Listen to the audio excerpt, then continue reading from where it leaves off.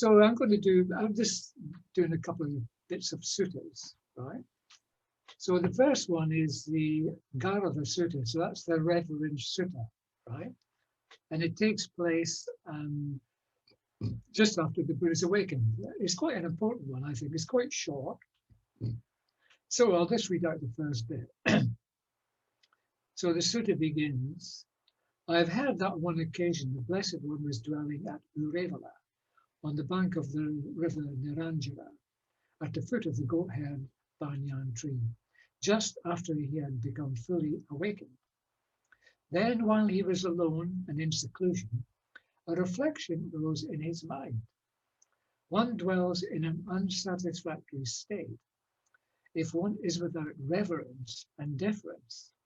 Now, on what Brahmin or recluse can I revere and honor and dwell in dependence on?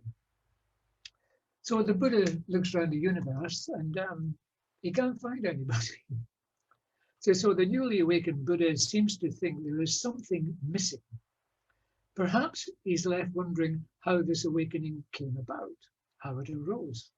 But the sutta goes on to say, however, in this world with its devas, maras, Brahma, and this generation with its Brahmins and recluses, its royalty, common folk, I do not see another Brahmin or recluse more perfect in virtue, contemplation, knowledge, liberation, and the knowledge and insight of how things really are than myself. So on whom could I revere, respect, and dwell in dependence upon? So then he says, what if I were to dwell in dependence on this very Dharma or Dharma to which I have fully awakened, revering and honoring it? So this is very strange. So the Dharma here can't be the teaching because the Buddha hasn't said anything to anybody, right? So the Buddha seems to be seeing there's something, even although he's a fully awakened being, nevertheless, he seems to be looking for an answer to how all this came about. Because you must remember he left home, he went and studied meditation with Alara Kalama and Vivekananda, and he got as far as meditation can take you. And he gave up because it didn't give him what he was after. Then he went and did the ascetic thing and nearly died in the process, living on a grain of rice a day. So he gave up everything that India had to offer. Yeah. And so when he went and sat under the Bodhi tree, something happened. That's all we can say. Something happened that basically be called awakening, right? So he probably, I can imagine, he wouldn't have he wouldn't probably have an idea how it came about, because it's never happened before to any human being, as far as that's what they would say. And so he feels that he needs something other, to kind of sort of reflect on what he has attained, why he had attained it, how he attained it, that sort of thing. So this is the Dharma, is a kind of mystery, right? So we'll go into that a bit later on. So this I've got here. So here the Buddha is saying that even an awakened being seems to need something other to revere as to complete his full liberation. The only seeming answer to this is to dwell in dependence on this very Dharma, to which he has become fully awakened to. So what can that Dharma be?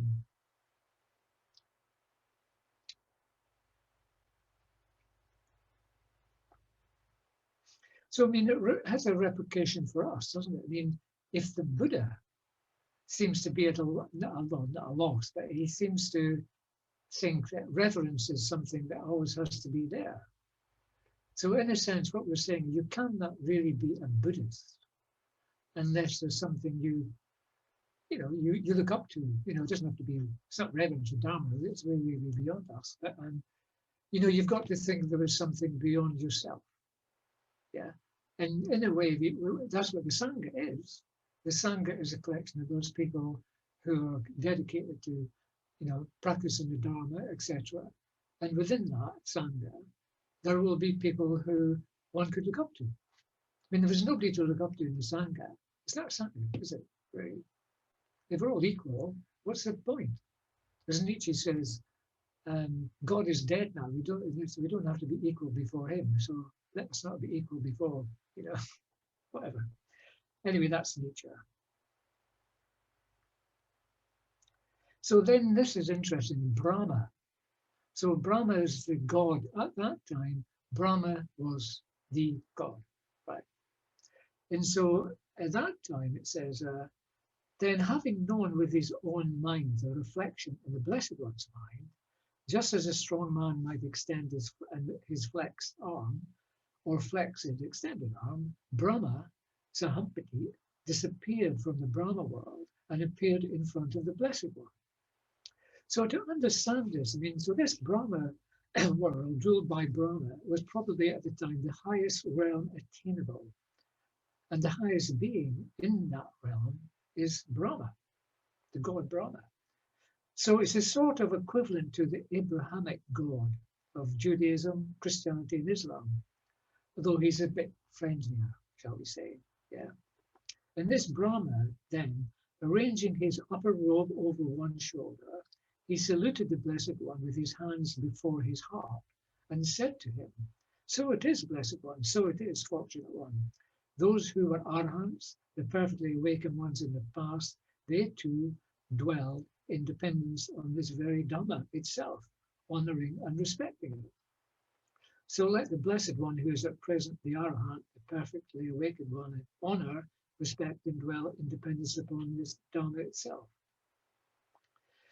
So this is satire. Yeah, there's a parallel sutta to this one. It's the same thing. The Buddha is just fully awakened, etc. But in that, it's interesting because he looks around the world, and he said these people are so caught up in their attachments and other petty things and all that. It would be a pain in the neck to have to teach them because they just wouldn't get it. So the Buddha decides not to teach, right? And so Brahma again pops up and sort of, says, Lord, Lord, please, the world will go to an end, etc. You must preach the Dharma. Yeah. So to understand the effect of that, you've got to imagine the god of the Abrahamic religions coming up to the Buddha and begging the Buddha, he's on his knees, to teach. That's the irony of it. Yeah. Even Bhante didn't really understand it. There's a lot of jokes in the Pali Canon, especially satire. And, this is what we can get too holy at times. So, let's go on to something that's unexpected. So what is this Dharma? So basically, what can I say? So this is when I was living at Majjhimaloka, the privilege there was Bhante was next door, right? So if you have had any issues with what I was reading about the Dharma, I didn't understand things, etc., you could just go and see Bhante, just go and see Sangha, right? And I used to always, I used to put his eye drops in at night. If Paramartha wasn't there, so you went round at half night. I had a chat with him half an hour, and then you put his eye drops in and you left. So one of the questions I asked him was about this sutta. Because I said, well, Bhante, what is it that the Buddha reveres? I said, you said earlier in the book, what was the Dharma? That what the Buddha reveres, so we have the spiral path, don't we? You know what the spiral path is? Transcendental nidanas, etc. Yeah, I assume you assume that. So Bhante thought that, when the Buddha died, when the Buddha died, he thought that there's something probably carries on, but it's just beyond us. So I said to him, well, do you still think like that? And what he said was, I thought was much more interesting. He said that he thought what the Buddha revered, what the Buddha says, I will depend on what is it he says? I will live independence on that Dharma by which I become awakened. And so he relies and depends on this Dharma, which is not in Buddhist teaching, etc. We're not sure what it is. Yeah. And what Bhante said is, well, what the Buddha reveals is that aspect of the cosmos that makes Buddhahood possible. Right? So that's a kind of a, there's a Christian mystic, what's his name, English, St. Ansela, and he gave that kind of thing to his monks to contemplate on, that you had to contemplate that God is that than which nothing greater can be conceived. So the Buddha's gone beyond that because you can't conceive it. It's beyond all. It's called atakavachara. It's beyond the reach of reason and thinking and all that sort of stuff. So it's so what we could say is the way the natural world is, yeah, that is what the natural world can produce under certain conditions. So the conditions the Buddha had, when he left home, he'd studied meditation as far as you can go. He reached the heights that you can go through meditation, and he was so happy. And then he tried the other way in India, this torturing yourself and thinking you're burning off all your bad karma, and when you do that, you'll be liberated. Yeah, that didn't work. Yeah. So he'd exhausted all that. So basically, there was nothing more he could look for in the world. Yeah. And so somehow in that state, at a loss, you could say, something happened we call awakening. So the Buddha probably is quite probably, he didn't know how it happened, if you see what I mean.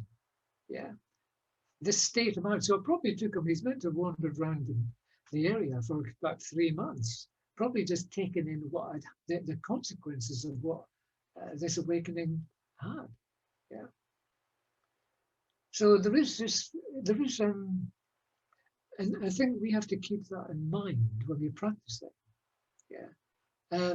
So having this out with Bhante one day about the unconditioned, because I pointed out that there's the suttas, the unconditioned, there's no such thing as an unconditioned. Yeah. Unconditioned is just a state of mind free from greed, hate, and delusion. That's what awakening is. So freedom from greed, hate, and delusion, the asavas, everything like that. So, and in the sutta where the Buddha goes into this, he does say that unconditioned means you're not conditioned by greed, hate, and delusion. That's why there's no such thing as an unconditioned, although the Theravada teach it, but it's not in the suttas. Yeah. I mean, going to the grammar, it's what you call a past passive participle. So words ending in ed. So they're not even nouns, right? When you see words ending in ed, you look for the agent in an instrumental case. So you give you an example. You don't say the Buddha went to town. You say the town was gone to by the Buddha. So gone is like conditioned. And you have to look, well, what's the agent here? Yeah, and it was the Buddha in terms of going to town.